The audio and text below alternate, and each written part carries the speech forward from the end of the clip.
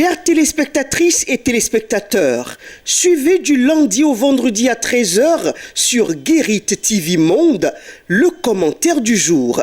C'est une rubrique dans laquelle le présentateur prend position sur des faits ou sujets d'intérêt, qu'ils soient relatifs au Bénin ou non. Entre dénonciation, approbation et suggestion, le commentaire du jour crée l'actualité, suscite les débats ou y contribue.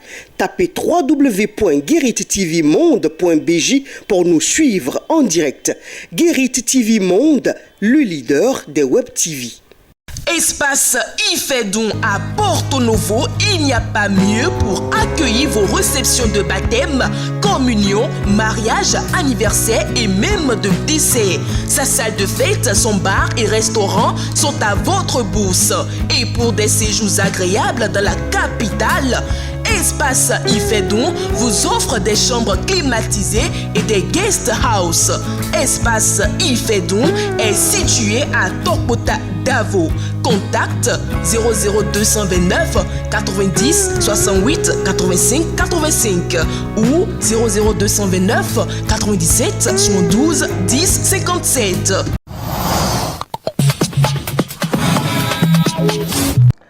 Mesdames et messieurs, bonsoir. C'est toujours un plaisir pour nous de vous retrouver dans votre rubrique au téléphone. Ce soir, nous recevons pour vous Nathaniel Kitty. Nathaniel Kitty, bonsoir. Bonsoir, madame la journaliste. Le décret régissant les prisons au Bénin est contraire à la Constitution. Il a fallu que Joël Aïvo et Rekia Madougou soient en prison pour qu'on l'apprenne. À quelque chose, malheur est bon, on est tenté de dire. Oui, mais dans un processus démocratique, il est regrettable que ce genre de dispositions continuent d'être en vigueur et d'être appliquées. C'est un décret qui date de la période révolutionnaire, comme vous venez de le dire. Et donc cette période était caractérisée par la violation des droits humains, la confiscation des libertés publiques. Depuis 1990, le Bénin s'est engagé dans la voie du renouveau démocratique avec la démocratie pluraliste. Et qui dit démocratie pluraliste dit respect des libertés publiques, la garantie des droits humains. Et donc depuis 1990, ce décret devrait être abrogé, mais malheureusement, ça n'a pas été le cas.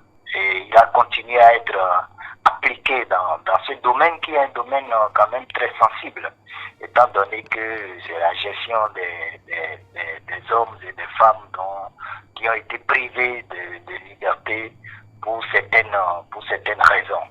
Donc c'est heureux que 33 ans après, que la Cour arrive, et je suis l'une des citoyens, que la Cour arrive à déclarer ce décret contraire à la Constitution. Maintenant, il va falloir que le ministre de la Justice rapidement puisse faire une autre proposition pour qu'un autre acte soit pris par le chef de l'État pour régir ce domaine, ou bien si ce n'est pas voie législative, une nouvelle loi soit adoptée, et puis une loi qui tienne compte beaucoup plus du respect des droits humains dans le milieu carcéral. D'accord. Nathaniel Kitty, pour justifier des refus de visite et bien d'autres choses à Joël Aïvo et Rekia Madougou, l'administration pénitentiaire s'était justifiée en disant que ce sont les conditions appliquées à tout le monde. Avec cette décision de la Cour constitutionnelle, doit-on comprendre que les prisonniers du Bénin ne jouissaient pas vraiment de leurs droits? Ah, bien sûr.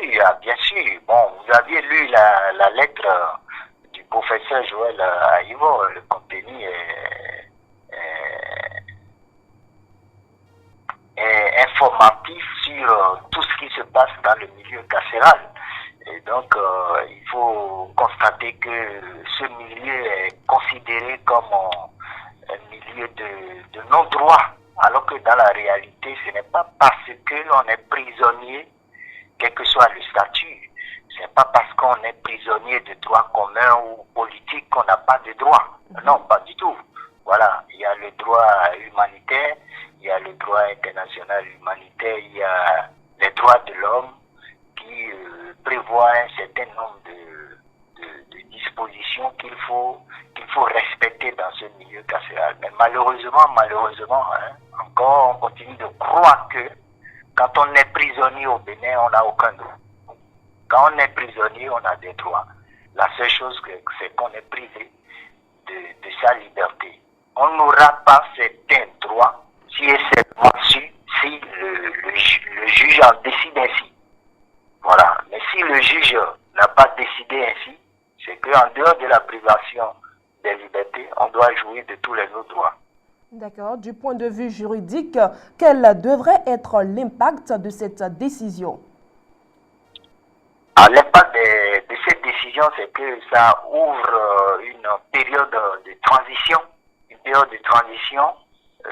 dans laquelle les autorités compétentes doivent tenir compte des normes pour garantir à ces prisonniers, quel que soit leur statut, un certain nombre de droits. D'accord. Un petit mot pour conclure rapidement. Je pense que c'est heureux la décision prise par la Cour constitutionnelle pour constater que 33 ans après, il n'est plus normal qu'au Bénin, un pareil décret continue d'être appliqué dans ce milieu. Donc il va falloir maintenant que rapidement les autorités pénitentiaires, le ministère de la Justice trouvent une autre disposition, que ce soit par les voies les plus indiquées, réglementaires ou législatives, pour régir ce milieu. Merci à vous, Nathaniel Kitty, pour votre intervention. Merci beaucoup.